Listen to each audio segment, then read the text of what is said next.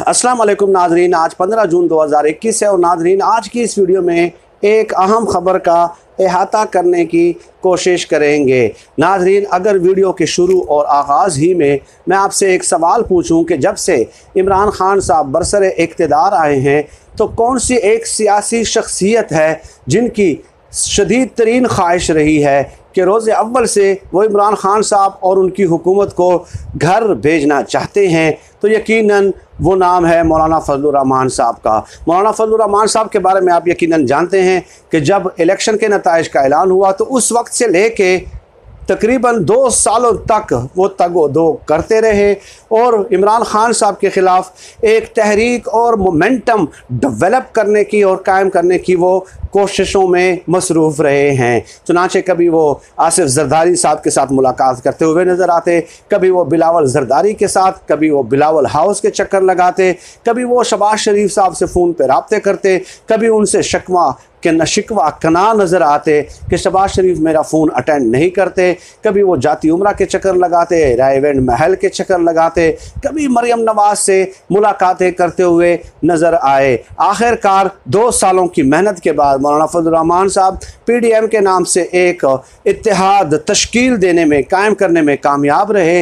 लेकिन जैसे ही उन्होंने ये PDM का इत्तेहाद तश्कील दिया तो मौलाना फजलुर रहमान साहब इस ज़ोम और ख़याल में मुब्तला हो गए कि अब दोबारा से नून लीग और पीपल्स पार्टी की हुकूमत आने वाली है और इस तरह मौलाना फजलुर रहमान साहब को जो है ना हिस्सा बकदरे जुस्सा मिल जाएगा। मौलाना फजलुर रहमान साहब दिन के उजाले में सपने और ख्वाब देखने लगे और माजी के अहया की वो बातें करने लगे। खैर नाजरीन, ये तो एक बैकग्राउंड था जो कि इस मौजू को समझने के लिए ज़रूरी था।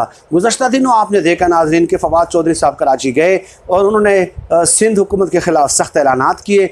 यहाँ तक कहा कि अब सिंध हुकूमत को बराह रास्त फ़ंड्स नहीं दिए जाएंगे बल्कि वफाकी हुकूमत ख़ुद खर्च करेगी और उसकी बाकायदा मॉनिटरिंग की जाएगी। अगर ये बहुत इंपॉर्टेंट बयान है, अगर इस पर अमल दरामद होता है तो आने वाले दिनों में आप सियासी फ़िज़ा में इर्तिआश और हीट महसूस करेंगे। अब आते हैं नाज़रीन असली ख़बर पर। असली ख़बर यह है कि JUIF ने फ़ैसला किया है कि सिंध हुकूमत के ख़िलाफ़, पीपल्स पार्टी के ख़िलाफ़ बाकायदा तहरीक और एहतजाजी मुजाहरे शुरू किए जाएंगे।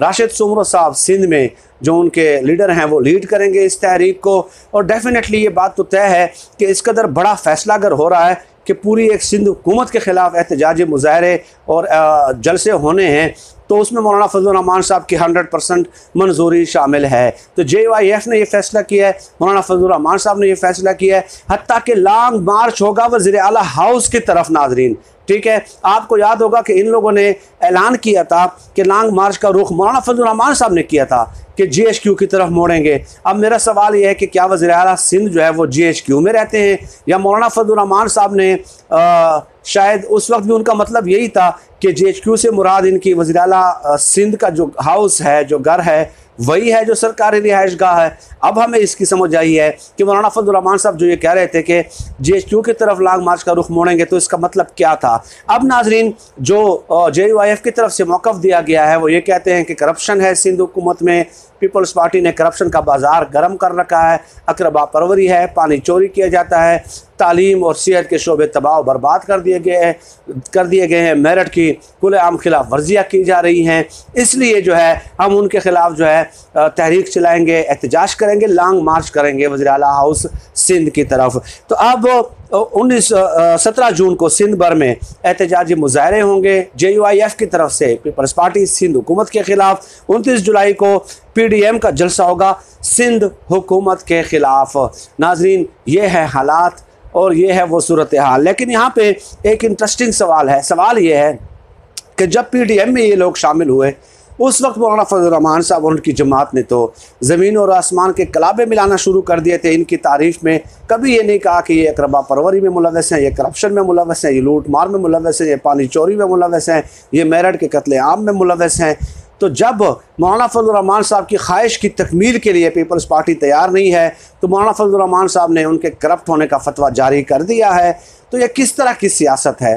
फिर हम तनकीद इसलिए करते हैं कि देखें, यह है हमारी अखलाकी सियासत का ज़वाल, कि जब आपके साथ थे तो वह बिल्कुल ठीक थे, और जब आप इनके दौरे हुकूमत में इक़्तिदार में हिस्सेदार रहे तब भी वो बिल्कुल ठीक थे।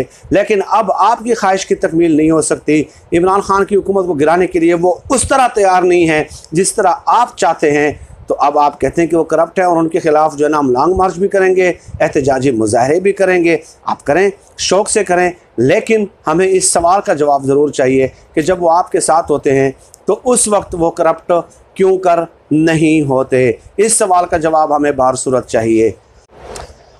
अब इसी से नाज़रीन आप अंदाज़ा लगा लीजिए कि जो हम पहले दिन से कहते रहे कि इन लोगों का काम ही नहीं है मौजूदा हुकूमत को घर भेजना, ठीक है। ये आपस में सास बहू की लड़ाइयाँ इनकी शुरू हो गई हैं। जिस तरह सास बहू के झगड़े होते हैं ना, एक दूसरे के ख़िलाफ़ बयानात दे रहे हैं, आपस के अंदरूनी मुनाकिशात, तनाज़ुआत, झगड़े लड़ाइयाँ, घरेलू तो जो झगड़े लड़ाइयाँ इनकी, ज़ाहिर है एक घर है ना, पीडीएम एक फैमिली की मानंद है ना अब तो वो आज तक ये ख़त्म नहीं कर सके। तो अब ये हुकूमत गिराने की बातें कर रहे थे। तो मैंने उस वक्त भी कहा था अल्हम्दुलिल्लाह वक्त और हालात ने हमारे जो तज्ज़िये और तबसरे हैं वो दुरुस्त साबित किए हैं, और हमारे तज्ज़ियों और तबसरों पे मोहर तस्दीक सबत की है कि ये लोग जो है ख़ुद एक दूसरे से मुकाबले में हैं कि इक़्तिदार पहले कौन हासिल करता है और किसको कितना हिस्सा मिलता है। तो आखिरकार वक्त और हालात ने देख लिया ना कि हर एक आगे बढ़ने की कोशिश कर रहा है। गेट नंबर 4 पे कई हाज़िरियाँ दी जा चुकी हैं कि सर हमें मौका दे दें, हमें मौका दे दें, और पीपल्स पार्टी ने तो बाकायदा अलहदगी इख्तियार कर ली है। ऐसे ही नून लीग भी अंदरूनी खाना जो है ना वो कोशिशें कर रही है। उसके हवाले से मैं गुजारिशात जो है वो आने वाली वीडियोज़ में आप लोगों की खिदमत में पेश करूँगा। फ़िलहाल और नाज़रीन, इन लोगों के इन्हीं अंदरूनी इख्तिलाफ़ात और दाखिली तज़ादात को देख कर और इक़्तिदार के लिए आगे बढ़ने की और एक दूसरे से मुसाबकत हासिल करने की इनकी तग-ओ-दो और कोशिशें देखकर भी इनके जो 2-3 दहाइयों से जो इनकी हिमायत का दम भरते रहे जो सहाफ़ी और तज्ज़ियाकार, वो भी अब आहिस्ता आहिस्ता जो है इनकी हिमायत से दस्तबरदार हो रहे हैं, क्योंकि उनके तमाम तर तज्ज़िये, तमाम तर तबसरे, तमाम तर पेशगोइयाँ जो है वो गलत साबित हो चुकी हैं। अब उन्हें अपने जान के लाले पड़ गए उन सहाफ़ियों और तज्ज़ियाकारों के कि भाई हमने तो सैकड़ों तारीखें दे दी हैं, हमने तो ये कहा था कि ये इस्तीफ़े देंगे, हमने तो ये कहा था कि ये GHQ के सामने धरना देंगे, टैंकों के आगे ये लेट जाएंगे, लेकिन एक भी बयान पे इन्होंने आज तक अमल नहीं किया। तो इनके तज्ज़ियाकारों उनकी अपनी तज्ज़ियाकारी को जो है वो जंग पड़ने का खदशा है और उनके ख़त्म होने के खदशात हैं। तो इसलिए उन लोगों ने अपने कैरियर को बचाने के लिए, अपनी फेस सेविंग के लिए जो है अब क्या कर लिया है कि आहिस्ता आहिस्ता इनकी हिमायत से दस्तबरदार हो रहे हैं और इमरान खान की तारीफ़ें उल्टा उन्होंने शुरू कर दी हैं। नजम सेठी ने, इसके अलावा सुहेल वड़ाइच ने, मैं कई वीडियोज़ में उनका तस्करा कर चुका हूँ, उनके आर्टिकल्स का और उनके तर्जीहों का तस्करा कर चुका हूँ। खैर बात कहीं से कहीं निकल जाएंगी। आज की इस वीडियो में नाज़रीन फ़िलहाल इतना ही। आखिर में वही एक गुजारिश है कि Islam, world history and social issues के हवाले से एक नए चैनल का मैंने आगाज़ किया है।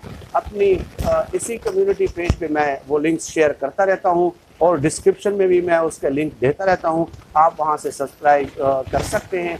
फ़िलहाल इतना ही। आप सब लोग अपना बहुत बहुत ख्याल रखें।